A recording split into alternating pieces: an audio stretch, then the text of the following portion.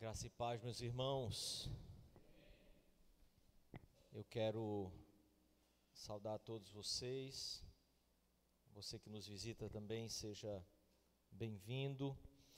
E eu quero hoje, então, pedir que você registre essa data, agora que vamos começar uma nova jornada, uma nova caminhada, e que você abra, então, a palavra de Deus no livro de Atos, capítulo 1. Vamos, como sempre temos caminhado nessas séries de exposição, caminhar pela exposição da palavra e seguir até onde o Senhor nos permitir chegar. Livro de Atos, capítulo 1, eu quero ler com os irmãos os 4 primeiros versículos.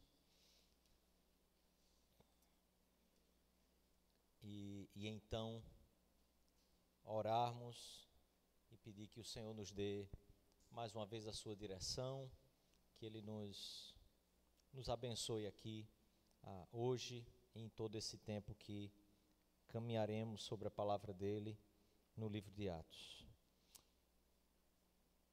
Capítulo 1, então, a partir do versículo 1, diz assim a palavra de Deus: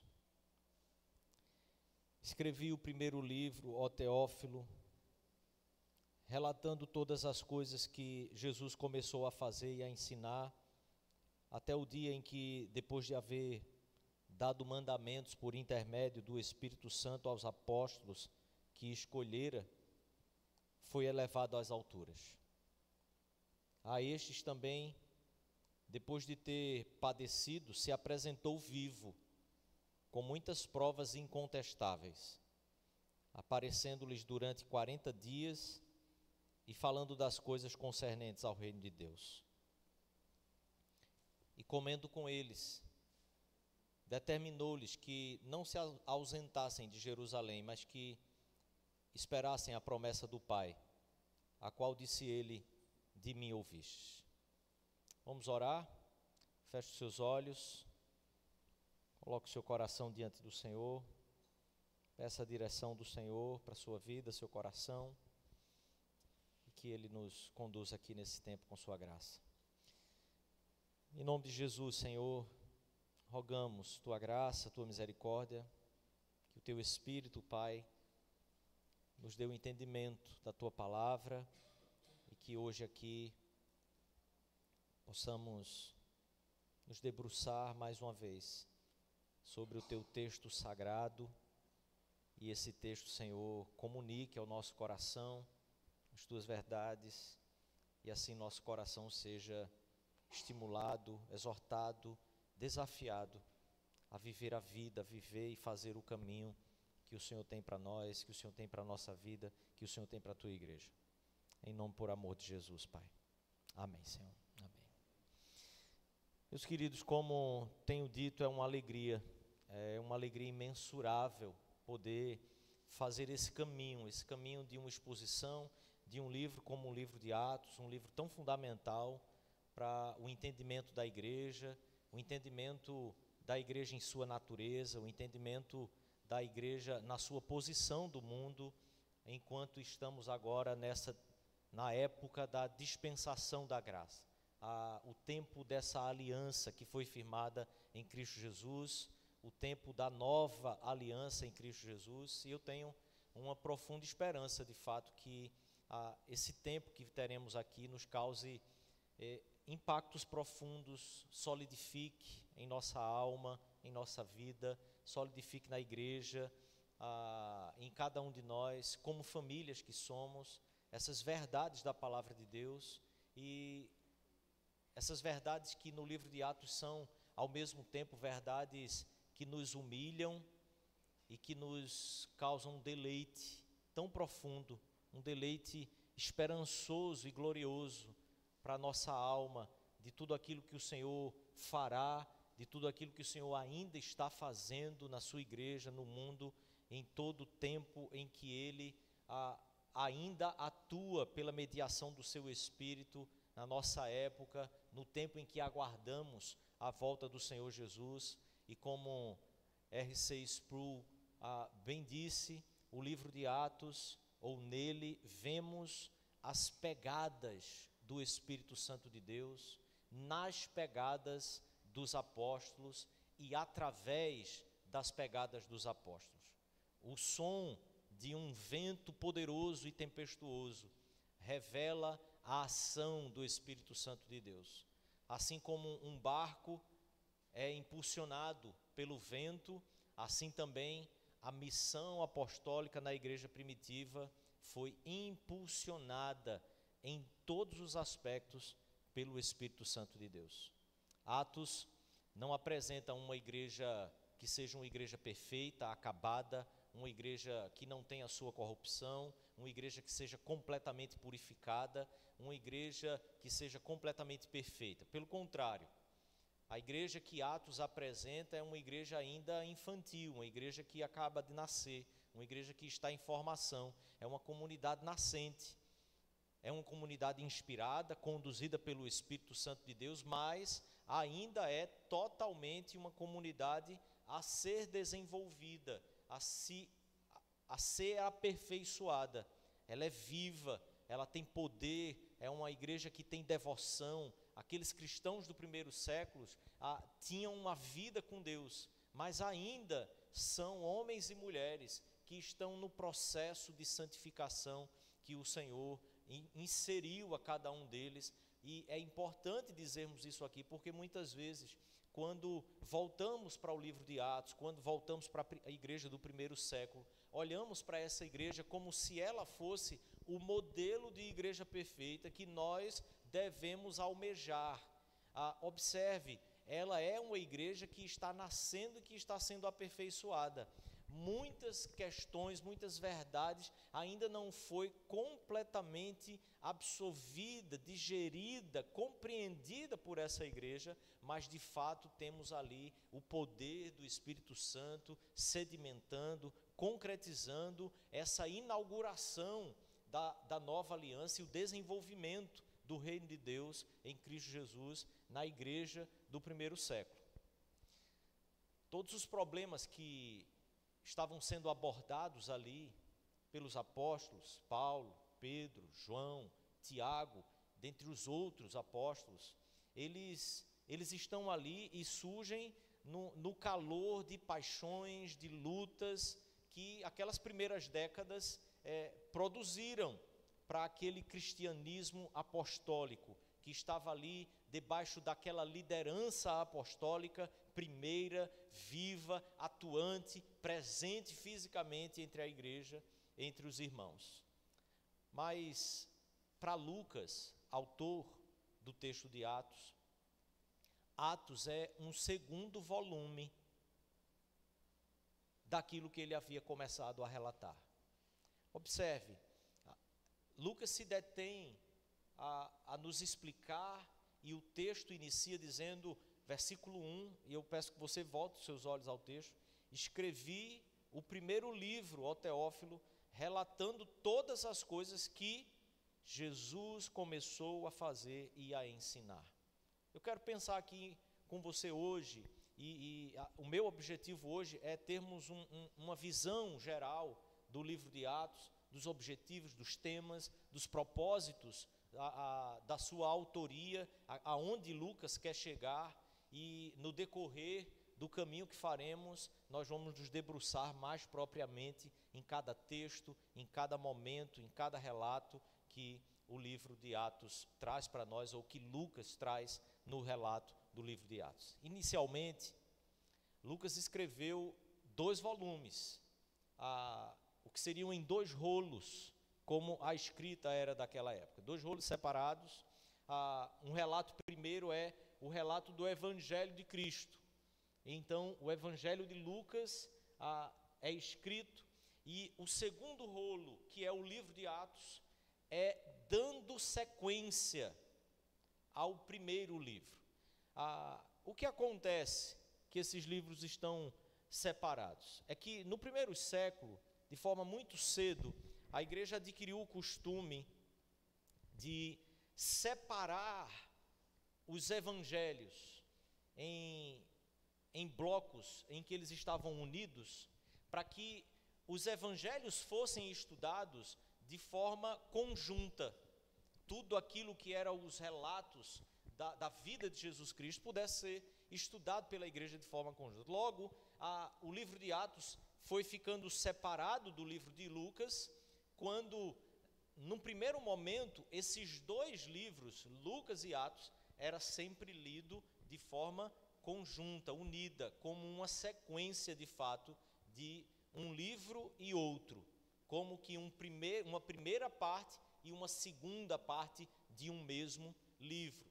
Então, sendo ele separado, ficando esse segundo volume mais distante, porque a igreja condensou os evangelhos ali, um junto do outro, muitas vezes nós não conseguimos perceber essa dinâmica, essa sequência que o livro de Lucas e o livro de Atos têm, seguindo como uma mesma instrução e com a mesma finalidade para instruir a Teófilo, que Lucas tinha o propósito de convencê-lo de tudo aquilo que havia acontecido, dos relatos e de tudo aquilo que Jesus começou a fazer e a ensinar, como no versículo 1.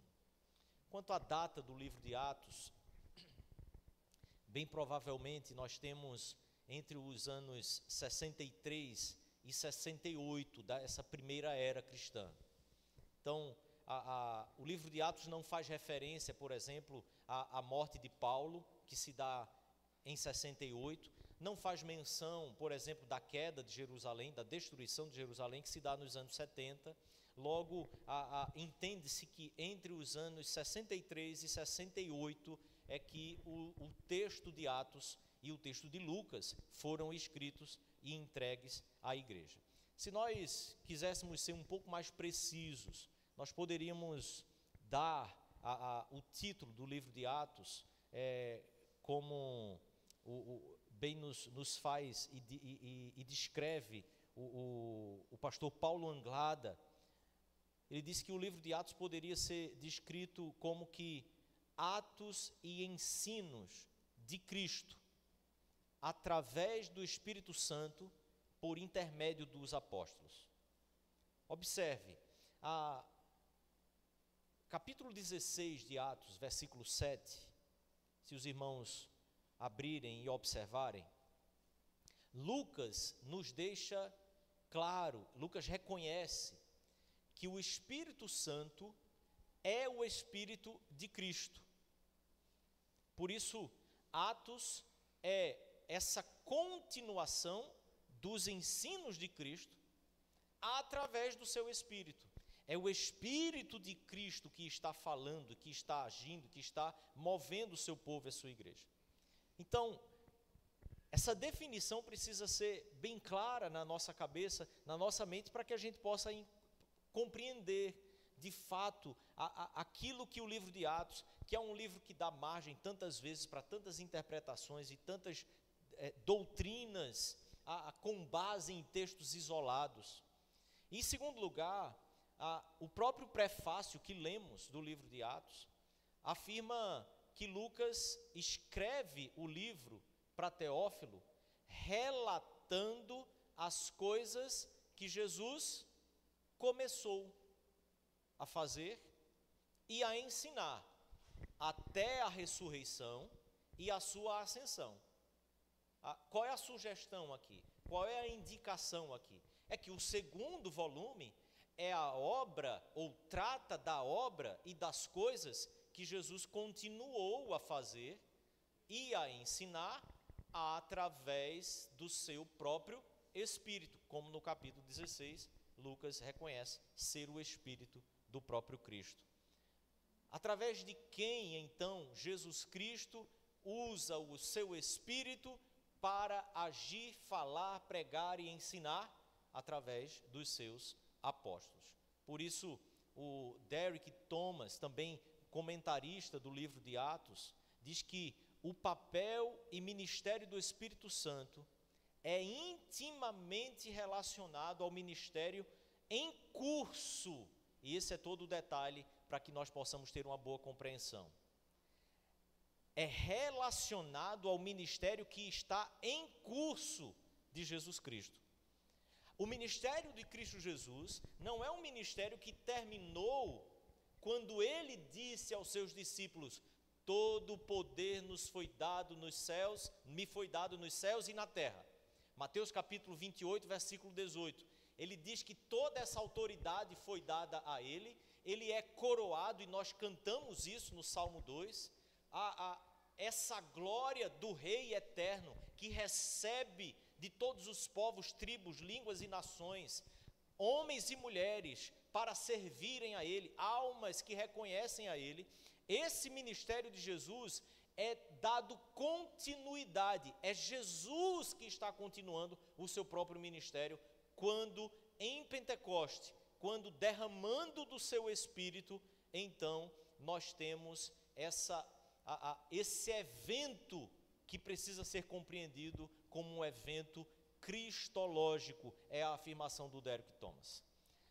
A ascensão de Jesus, a ressurreição de Jesus, a ascensão de Jesus e o ministério de Pentecoste, ou o evento de Pentecoste, é um evento, ou são eventos cristológicos. O Gerhard Voss trata sobre esse evento de Pentecoste, dizendo que ele é um ato histórico revelacional. O que significa dizer? É que na revelação bíblica, Deus teve sempre os seus atos históricos agindo no meio do povo para revelar-se. Ele não se revelou apenas pelas palavras dele, mas pelos seus atos, a sua intervenção milagrosa no tempo e no espaço. Esses atos revelacionais são precedidos pela sua própria palavra, as profecias, as promessas, e são explicados, esclarecidos pela sua própria palavra. A revelação de Deus, dizendo para mim e para você quais são os significados daqueles atos de Deus na história, das intervenções de Deus na história. E uma regra geral, essas intervenções, esses atos revelacionais de Deus, eles não são atos que se repetem na história. O dilúvio, o Sinai, observe, não se repetem. O nascimento de Cristo, a morte e crucificação de Cristo, não vai se repetir. Ele não vai morrer de novo. E qual o próximo evento? É a volta? Não, não é. O evento seguinte é o derramamento do Espírito. E por isso, não se repete. Deus não vai derramar mais do Espírito dele sobre a igreja que ele já derramou o seu Espírito. Porque isso é a marca distintiva exatamente desse novo processo do reino de Deus explodindo na face da terra pelo poder e pela intervenção do Espírito Santo de Deus através de Cristo Jesus, continuando o seu ministério aqui na terra. Devemos, portanto, compreender, entender o livro de Atos como palavras, ensinos do próprio Senhor Jesus Cristo após a sua ressurreição. O próprio Jesus, assentado à direita de Deus, assentado à destra de Deus Pai, o próprio Jesus que, tendo havido recebido toda a glória, toda a autoridade, todo o poder sobre os céus e sobre a terra, tendo comissionado os seus apóstolos, capacitando cada um desses homens pelo seu próprio Espírito que ele havia prometido, como instrumentos para o estabelecimento e a instituição desse povo que agora passa a ser chamado de igreja na dispensação da sua graça. Esse povo chamado povo de Israel, chamado povo de Deus, povo da aliança, agora pela instrumentalidade e pela habitação do seu Espírito, passa a ser chamado de igreja do Senhor Jesus Cristo, corpo de Cristo. Se quisermos compreender o livro de Atos, para que a gente possa então olhar um pouco mais para o texto. Não esqueça disso. Primeiro, Atos é o segundo volume de uma obra, é a continuação daquilo que Jesus havia ensinado, daquilo que Jesus viveu no mundo, daquilo que Jesus ensinou e pregou. Esse segundo volume registra aquilo que Jesus continuou a fazer então. Observe, Atos não é um livro separado, distinto, um livro que entra como uma narrativa ao acaso, mas ele é a continuação, para que eu e você possamos compreender claramente. Cristo está dando continuidade à sua própria obra e ao seu próprio ministério, através do derramamento do seu Espírito, que ele havia prometido aos seus discípulos, a fim de que eles realizassem essa importante obra do reino de Deus na face da terra, que é o estabelecimento da igreja. Olhando para o texto, se você mantiver, por isso separei apenas esses versículos. Nós enxergamos que Lucas escreve então esses 2 volumes com um propósito de convencer Teófilo e todos aqueles que, estando na mesma posição dele, vivendo a mesma situação que ele estava vivendo, estão ali representados. Há um objetivo de convencer da genuinidade do Evangelho. Quase que a palavra não saía. O livro de Atos é um livro histórico. O livro de Atos é uma narrativa que é ordenada.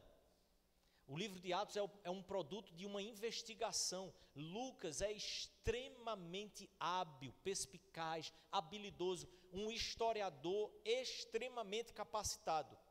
O livro de Atos é um livro que, durante a história, convenceu a muitos incrédulos da genuinidade do Evangelho, da veracidade do Evangelho, não porque eles se aproximaram do livro interessados no conteúdo, mas o livro de Atos passou a convencer muitos historiadores durante toda a história da humanidade. Por quê?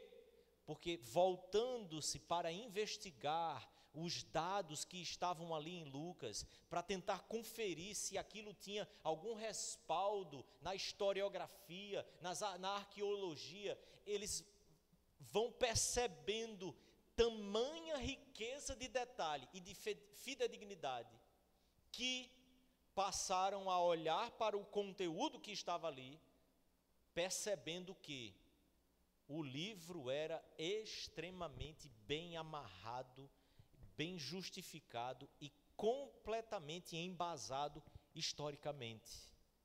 Quando cita governadores, quando cita autoridades da época, quando cita as cidades, quando cita a geografia, quando relata todos os detalhes daquela época, historiadores se debruçaram sobre ele e então perceberam que havia uma fidelidade profunda, algo extremamente acurado, e então passaram a olhar para o conteúdo que estava escrito ali. Olhando para esse conteúdo, começaram então a ser impactados pela verdade que Lucas estava relatando e descrevendo. É um relato fidedigno de um período da história da redenção. Deus redimindo o seu povo, os primórdios do cristianismo. Quando nos debruçamos sobre Atos, então, nós precisamos ter tudo isso em mente. Ele é um historiador cuidadoso, zeloso, capacitado, e é interessante perceber que Calvino diz que Lucas ressalta as suas fontes. Lucas traz a ideia de que as suas fontes são fontes mais do que fidedignas. Por quê? Porque acima do nível da autoridade humana, Calvino diz, ele deixa claro que as pessoas das quais ele havia recebido as suas informações eram pessoas que haviam sido divinamente autorizadas a pregar o Evangelho. Não tratava-se apenas de testemunhas oculares, mas de ministros da palavra de Deus, homens que haviam sido chamados e comissionados por Deus para serem apóstolos e evangelistas, ministros do Evangelho. A obra de Lucas é descrita por Calvino como uma acurada investigação de tudo. Calvino chama então os dois livros como se dando o tema para os dois, como um livro só. Lucas, Atos seria uma acurada investigação de tudo. Observe o versículo 3. A estes também, depois de ter padecido, se apresentou vivo com muitas provas incontestáveis, aparecendo-lhes durante 40 dias, falando das coisas concernentes ao reino de Deus. Eu quero então caminhar para um segundo momento e um segundo entendimento que precisamos ter, enxergando o propósito. Quais são, voltando-se um pouco para aquilo que Lucas tem como propósito na escrita do livro de Atos, aí assim como do texto de Lucas, do Evangelho de Lucas. Primeiro é o propósito histórico. Observe que quando ele se propõe a relatar, a descrever de forma acurada todas essas coisas, essa pesquisa em que ele registra esses fatos importantes relacionados ao Evangelho de Cristo, esses eventos que são subsequentes à morte, à ressurreição e à ascensão de Cristo, Lucas tem um propósito que é profundamente histórico. É fazer com que Teófilo compreenda que há uma realidade histórica em tudo aquilo que está sendo teologicamente ensinado a ele. A doutrina que está sendo ensinada e que Teófilo está sendo conduzido é uma doutrina que tem um respaldo na realidade, nos acontecimentos. Ela é histórica. Mas Atos também, então, precisamos enxergar que há um propósito que é apologético. Lucas escreveu como um historiador, mas não apenas naquela ideia infantil de que um historiador ele consegue se abstrair dos acontecimentos, como se ele tentasse fazer uma narrativa isenta de qualquer coisa e de qualquer fato. O livro foi escrito querendo defender, de fato, a fé cristã, demonstrar que ela se tratava de uma religião lícita. Observe que para Roma, ou no Império Romano, o estabelecimento de uma nova religião precisava sempre da autorização romana. Não era possível uma religião nascer no meio do Império Romano sem que houvesse uma chancela do Império Romano para aquela religião existir. E Lucas procura demonstrar exatamente que o cristianismo agora, naquele primeiro século, não precisava dessa autorização. E por que não precisava da autorização de Roma? Porque o judaísmo já tinha a autorização de Roma como religião, e o cristianismo é o cumprimento dessa religião genuína, que é a religião judaica. Essa autorização os judeus já tinham. E no cristianismo, Lucas está mostrando tudo aquilo que havia sido prometido aos judeus, tudo aquilo que havia sido prometido no Antigo Testamento, é o que nós estamos vendo agora se cumprir, é o que nós estamos vendo agora se realizar. Então, além das motivações históricas e apologéticas, o livro de Atos também, claro e óbvio, nos servirá como um propósito que é evangelístico e um propósito que é pastoral. E não quero que você pense em coisas diferentes, evangelístico e pastoral, mas como uma só coisa. Evangelístico e pastoral. Lucas almeja que essa obra seja instrumento para essa promoção do reino de Deus se desenvolvendo nesse mundo, e por isso todos os relatos com tamanha a precisão. Versículo 4, se os irmãos voltarem ao texto, ele deixa claro que é para que ele tenha plena clareza, certeza das verdades que ele estava ou que ele foi instruído. Ele se endereça a Teófilo, e por isso o tema, propósito, estrutura do livro de Atos apresenta essa expansão. Observe o versículo 8 do capítulo 1 ainda. A promessa que está e que Lucas relembra a Teófilo é que o Senhor Jesus prometeu aos discípulos: vocês receberão poder ao descer sobre vós o Espírito Santo, e sereis minhas testemunhas, tanto em Jerusalém, como em toda a Judéia e Samaria, até aos confins da terra. Isso é a introdução do texto, querido. Isso é a introdução de todo o livro de Atos.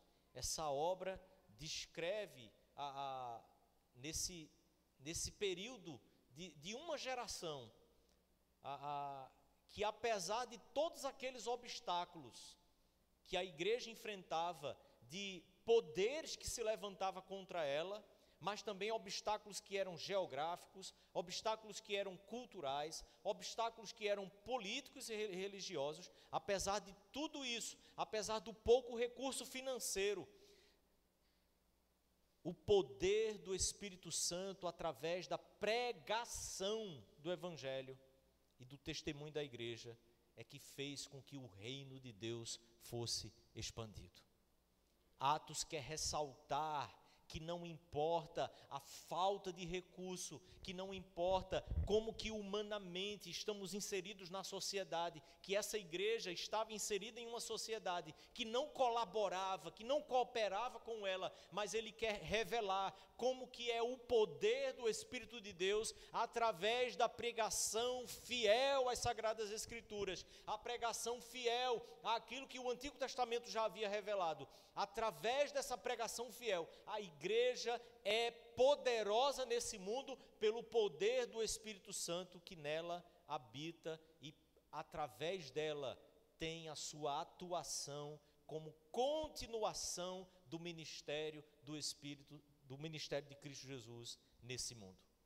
É por isso que João, em Atos, descreve o Senhor Jesus como sendo aquele que anda no meio da sua igreja. João tem a clareza, agora já no fim desse primeiro século, de que o ministério de Cristo Jesus é o ministério que continua atuante através da sua igreja. São os pés de Cristo, são as mãos de Cristo. A igreja é aquela que atua como corpo de Cristo na face da terra, porque é o próprio Cristo que está no meio da sua igreja, agindo, operando, convertendo, convencendo cada mente e cada coração para se converter, se submeter e servir a Ele neste mundo. É Cristo Jesus que anda através e no meio da sua igreja. Observe como uma outra característica profundamente evangelística e pastoral, Lucas deixa ressaltar, faz com que ela ressalte em toda a narrativa de Atos. Capítulo 1 de Atos, capítulo 2, 3, 4, 5, 10, 11 e 15. Nós temos discursos, pregações do apóstolo Pedro. Apóstolo Paulo, nós temos discursos e pregações dele no capítulo 13, 14, 17, 20, o capítulo 20 até o 26 e o capítulo 28 são discursos, pregações que o apóstolo Paulo faz. Nós temos um capítulo longo, que é o capítulo 7, onde nós temos o discurso de Estevão. Nós temos Tiago, no capítulo 15, fazendo um discurso na sua igreja. Observe tamanhos capítulos e capítulos extensos, onde o discurso, a pregação do Evangelho é aquilo que Lucas está trazendo como relato daquilo que o Senhor Jesus continuou a fazer através da sua igreja. Lucas tem um propósito profundamente evangelístico e pastoral para a sua igreja. Trata-se, portanto, não apenas de um livro de Atos dos Apóstolos, mas um livro em que a mensagem do Cristo ressurreto pelo seu Espírito e através dos apóstolos, está revelando exatamente como a sua igreja deve crer, deve andar e deve caminhar nesse mundo. Eu quero conduzir todo esse caminho que teremos de exposição no livro de Atos, tendo exatamente essas perspectivas e essas motivações: a histórica, apologética, evangelística, pastoral. Como Lucas tem esse propósito, como o texto de Atos tem isso como um tema. Então, a partir dessa visão geral do livro, eu queria pensar em algumas aplicações para que nós pudéssemos confrontar o nosso coração, mas ao mesmo tempo, como disse no início, um livro que nos humilha profundamente, mas que nos traz um gozo, que nos traz uma alegria gloriosa daquilo que o Senhor Jesus continua a operar através e no meio da sua igreja aqui no mundo. Primeiro, é que a fé cristã, ela é fundamentalmente histórica. A fé cristã, nós não podemos, por 1/1000º de segundo sequer, olhar ou desconfiar que ela seja uma ficção, que ela seja uma mitologia, que ela esteja no mesmo nível dessas histórias e dessas ficções que nós lemos nos livros clássicos que são tão bons para a nossa mente, para o desenvolvimento da nossa imaginação, do nosso imaginário, mas a nossa fé, a fé cristã, é uma fé que tem seus fundamentos na história. É a verdade, é Deus revelando-se e agindo milagrosamente no tempo e no espaço, intervindo na história. O Cristo que é o Deus eterno e que entra no tempo e no espaço, se fazendo homem, em que toda a natureza celebra, toda a criação se prostra. Ele anda ainda no nosso meio e age ainda no meio do seu povo, porque de fato ele assim fez em toda a história e assim ele continua a fazer pelo poder do seu Espírito. O cristianismo está alicerçado nessas verdades.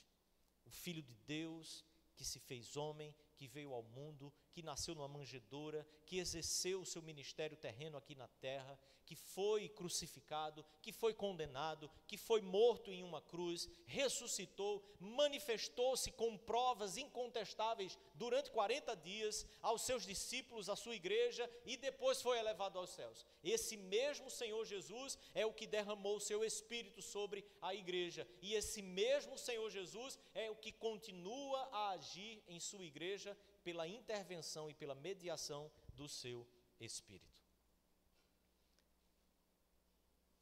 O fundamento da igreja, em segundo lugar. Temos uma fé histórica, mas o fundamento da igreja é o ensino da ressurreição de Jesus Cristo. É esse ensino que guia e que dirige a igreja. Quando nos debruçamos sobre o livro de Atos, nós percebemos como que a pregação da ressurreição de Jesus foi exatamente essa doutrina que foi um princípio fundamental da igreja. A doutrina de que o nosso Senhor morreu, mas que Ele é o Deus homem que está ressurreto e assentado à destra de Deus Pai. Quando Pedro proclama diante daquela multidão no templo, quando proclamou perante o Sinédrio, membros do Sinédrio, quando proclamou na casa de Cornélio, nenhum outro ensinamento dividiu tanto e traçou uma linha tão precisa entre judeus e gentios que criam em Jesus e judeus e gentios que não criam em Jesus.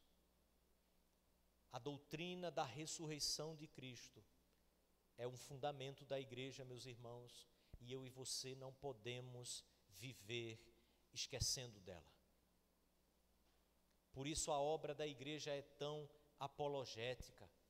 Por isso a obra de evangelização é uma obra que envolve lidar com convencimento, lidar com historicidade, lidar com os fatos, lidar com aquilo que a palavra de Deus ensina e que historicamente não há como fugir e negar. É preciso compreender: Jesus Cristo, homem, morreu, ressuscitou. Esse Jesus Cristo, que é homem e Deus, está ressurreto, assentado à destra de Deus, e é Ele que continua a governar a sua igreja. E este é o fundamento, este é o motivo pelo qual eu e você podemos continuamente nos achegar diante de Deus, adorar ao Senhor, servir ao Senhor nesse mundo e viver para o Senhor nesse mundo, porque Ele continua vivo, porque Ele não está morto, porque Ele não está na cruz, Ele não está no sepulcro, Ele está assentado à destra de Deus Pai. É por isso que eu e você podemos renovar o nosso ânimo semana após semana para cultuarmos a Deus. É por isso que eu e você podemos semana após semana lidar com as nossas próprias crises, lidar com as nossas próprias incredulidades, porque nós sabemos e cremos, isso é história, isso é palavra de Deus. Ele está ressuscitado, Ele está assentado à destra de Deus, reinando e governando a sua igreja. E esse mesmo Jesus que reina assentado à destra de Deus Pai, é o que diz aos seus discípulos, o mesmo que ordenou e comandou a sua igreja a fazer discípulos de toda tribo e de toda nação. Vão e vivam, crendo que eu ainda estou vivo e sou eu que ando no meio da minha igreja. Que em nome de Jesus, esse tempo que vamos ter com esse livro, debruçando-nos sobre ele, seja um tempo em que a nossa vida e que a nossa igreja seja despertada no poder do Espírito, da pregação da palavra, para que sejamos suas testemunhas, tanto em Samaria, como em toda a Judéia, como em Jerusalém e até os confins da terra. E não importa a ordem, porque é simultâneo, é em todo lugar ao mesmo tempo, aonde quer que o Senhor nos coloque. Vamos orar, queridos.